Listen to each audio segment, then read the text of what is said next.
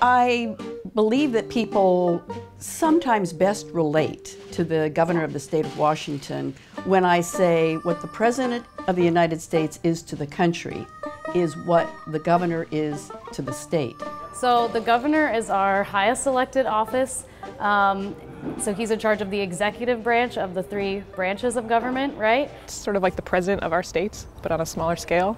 The governor of our state is Commander-in-Chief of our National Guard, probably best stated as the #1 legislator, because no legislation gets through unless the governor puts a signature on that piece of legislation, appoints all public officials and public citizens to boards and commissions, of which there are several hundred. The governor really is responsible for all state agencies and all state employees.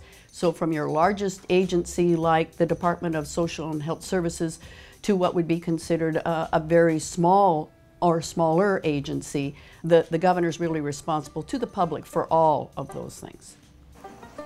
The governor? Well, the governor proposes a budget and develops a policy agenda and advocates for that. A governor typically comes into office having, during the course of a campaign, said what their priorities are. And that's kind of a message, 1, to the legislature, that's your agenda, and 2, having been elected, the people agree with you in some way. So the governor is responsible on a biennial basis to produce what will be the piece of legislation from which the legislature will build a budget.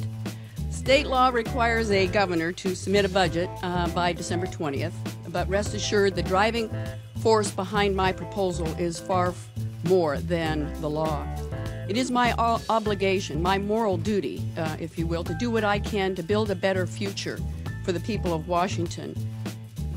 Really, the legislators rely on the governor and the Office of Financial Management to give them all of the specific information.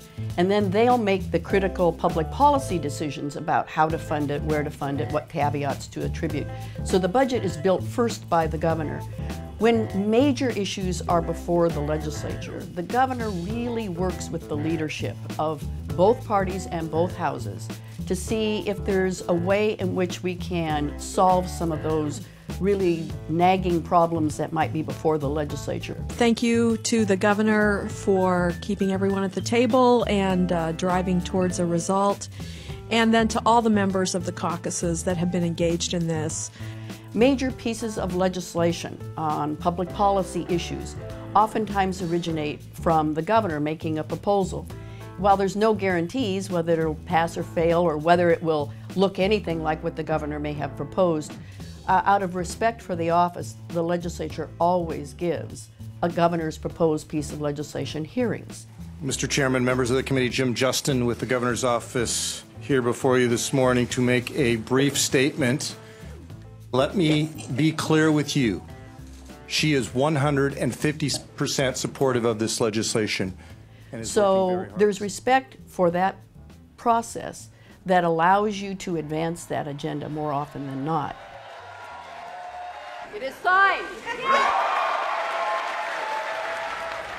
And really the main way that his power is sort of executed is he appoints all of the state agencies, or the heads of all the state agencies, and the agencies have a lot of power in actually executing the law. So the legislature makes the law, and then the agencies have to figure out how they're going to actually implement it and actually do it. So the governor has the responsibility to appoint all of the heads of state agencies. Gubernatorial appointment message from the governor, the secretary will read. From the State Patrol to the Department of Transportation to the Department of Social and Health Services. But those individuals, 1, serve at the pleasure of the governor. To the Honorable Senate of the State of Washington, ladies and gentlemen, I have the honor to submit the following reappointments subject to your confirmation. And 2, have to be confirmed by the Senate. Mr. President, 48 yea, 1 excused. Having received the constitutional majority, Craig Lee is confirmed as a member of the Board of Pilot Commissioners. The governor then takes all of those state agencies and creates what we call the governor's cabinet. It's very much like what the president does with his own cabinet. And we would meet periodically, talk about pressing issues, get each of them to report in on their specific issues so that if it crossed agency lines, there was a point where the coordination could be discovered and be reached. Oftentimes I refer to the work of that cabinet and the governor is really impacting the lives of every single person in the state of Washington.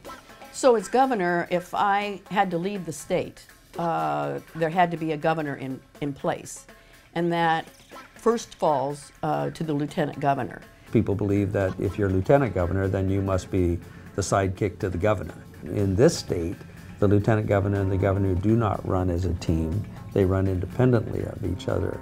So I would turn to Brad Owen, who was the lieutenant governor during both my terms as governor, and he would literally be in charge. When the governor is out of state, the lieutenant governor has all of the authority of the governor. He ended up, as I recall, with one natural disaster. Wind-fueled and seemingly unstoppable. A wildfire whipping through central Washington. The governor who declared the emergency was me, because the governor was out of state. And I returned home as quickly as I could. Most people don't know that because the media normally doesn't say an emergency was declared today by the Lieutenant Governor, Brad Owen, of the state of Washington.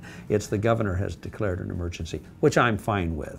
Now, if anything significant happened, he would contact me and so on and so forth. Washington's an interesting state in that we have the largest number of statewide elected officials. And I think we're a better state for it. Many states do not have an independently elected insurance commissioner or state auditor or oftentimes a superintendent of public instruction.